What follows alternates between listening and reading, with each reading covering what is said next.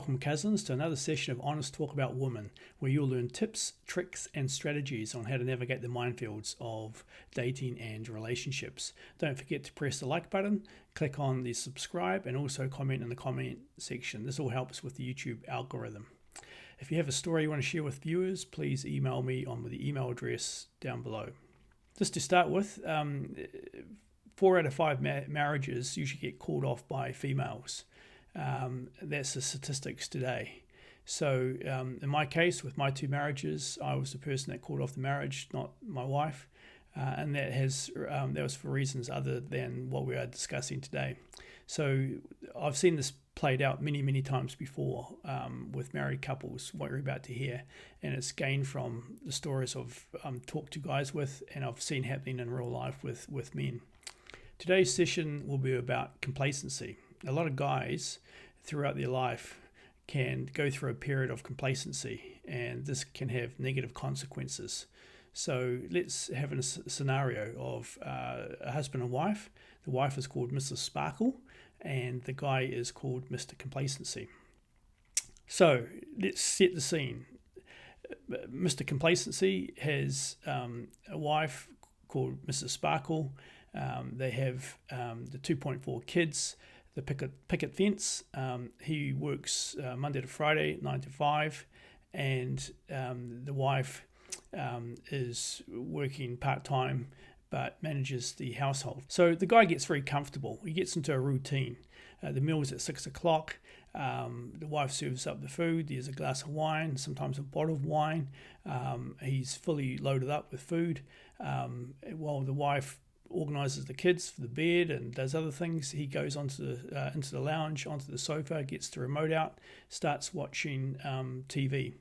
And within about 30 minutes or so, he's going to sleep. So the dishes need to be done. Either the nanny, the au pair, or the wife is doing the dishes, clean up the kitchen. But in the other lounge, the husband's fast asleep. Mrs. 𝗪cie comes into the lounge and sees Mr. Complacency on the couch, fast asleep, and he's starting to snore. This routine gets played out over and over, but one thing is changing. Mr. Complacency is getting bigger. So the date night that was scheduled for every Tuesday, that becomes a thing of the past. There is an au pair or a nanny that can come in and look after the kids when they go out, or the grandparents sometimes come over to look after the kids when they have their date night, but this is on the back burner. They haven't had a date night for many months. So the routine continues. He comes home, he has a big meaty dish, potatoes, mashed potatoes, gravy, steak, vegetables, and he's getting bigger and bigger. And the snoring is becoming louder and louder. So Mrs. 𝗪cie is not getting enough sleep at night, living together in the same bed. He's coming to bed when he gets off the couch, or when the wife wakes him up, he comes to the bed, and he's snoring away during the night, and the wife's not getting much sleep. Sex life is on the back burner. It's starting to dwindle. Before the kids arrived, it was 2 to 3 times a week. Now it's sporadic, and in fact it's actually declining, and they haven't had it for about 2 to 3 months now. While he's getting bigger and bigger, and as Mrs. 𝗪cie can no longer sleep, she asks Mr. Complacency whether it would be possible if they could sleep in separate rooms. So they decide to sleep in separate rooms at different parts of the house. As the months go on, Mr. Complacency's stomach's getting bigger and bigger. On a Friday night, when Mrs. 𝗪cie wants to be taken out for a meal or have some adult company time with other friends of them both, Mr. Complacency puts this on the back burner and states those people are not worth visiting. I just want to have my meal and watch some TV. And the routine continues, and it gets repeated again and again and again. Mr. Complacency starts to get sloppy with his personal hygiene. He doesn't hit the bowl when he's urinating, and leaves some urine on the floor. And sometimes when he does number 2, he doesn't clean up his skid marks in the toilet bowl.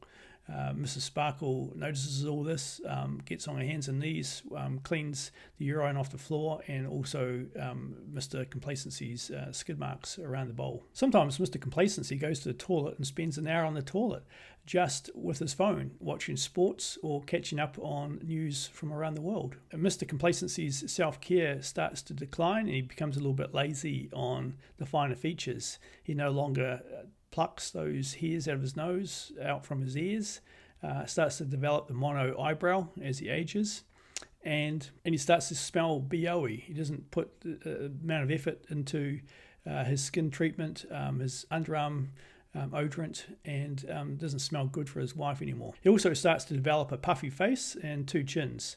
It's mostly the alcohol. He's consuming up to a bottle a night of alcohol. Mr. Complacency is also becoming clumsy in the kitchen and drops things on the floor. When he bends over to pick things up, Mrs. Sparkle sees his big bum crack. Also, Mr. Complacency, because of his pot belly development, is finding it increasingly harder to put his ankle socks on and tie up his shoelaces. Not to mention, clipping his toenails is becoming an increasingly difficult task. What's also not working is his job. He works for a big multinational, and there's been a change of a country manager, and he's not getting along with the current country manager that's been appointed, and that he is missing his quarterly sales targets. So his confidence is starting to erode a little bit. One night after dinner, Mrs. Sparkle took the dishes into the kitchen and started to clean up, while Mr. Complacency went to the lounge and lay on the sofa with the remote. After Mrs. Sparkle had finished cleaning up, she decided to go into the lounge and ask Mr. Complacency if he wanted a cup of tea. But Mr. Complacency was fast asleep, snoring. But worse still, he had one hand in his pants and was drooling at the mouth. Saliva was coming out of his mouth and dribbling down onto the expensive lounge suite that they had purchased. The wife starts to nag him and says, "You're not the guy that I married. You need to get back into shape. You ever thought about going to the gym? I'll sponsor your membership at the gym." Mr. Complacency said, "No, that's something that I used to do in my youth. I'm no longer in the youth looking for a woman. I'm quite happy as I am." The wife starts to go out on Friday nights when Mr. Complacency's on the couch sleeping, and she starts to compare notes with friends. And believe me, women do talk and do compare notes. After careful consideration, Mrs. Sparkle decides to go see a separation divorce lawyer and works through the process of leaving Mr. Complacency. One night during the week, Mr. Complacency comes home from work and there's no lights on the house. He says to himself, "God, this is a bit of a surprise." Walks into the house, and what's even a bigger surprise is all the furniture has gone. But not only all the furniture, also the fridge and all the food from the pantries. Totally bewildered as to what happened, he walks around, he sees a letter on the kitchen bench. Opens it up, it's a letter from a divorce lawyer. Does this sound familiar to you? It's not uncommon, guys. Complacency can set in when life can get too comfortable, and there can be niggling issues at work, and there can be a downward spiral. And it's not an uncommon scenario, guys. My suggestion to you is be the best version of yourself and don't let your body slip. Work out at the gym. If you're not a gym person, there's other activities. There's walking, there's playing sports, and also dietary foods. Don't consume excessive amounts of alcohol. It just goes straight onto the hips. And the way to develop a pot belly is more calories going in than coming out. So one way to pull back on a lot of things that are pot belly conducive is alcohol. If you can pull back on that and even eliminate it, guys, because if you want to keep on top of your game and be a high performing professional, alcohol doesn't come into the equation. Also, you've got to eat the right foods. There's certain foods that can just put you to sleep very quickly. So they're the heavy foods like mashed potato, rice, pasta. You've got to pull back on the heavy carbs. Another one is bread. Big no-no eating bread at night. That can put you to sleep quite quickly. and just goes straight onto your stomach. So you got to be the best version you can possibly be throughout your life, and it takes commitment and it takes mental discipline.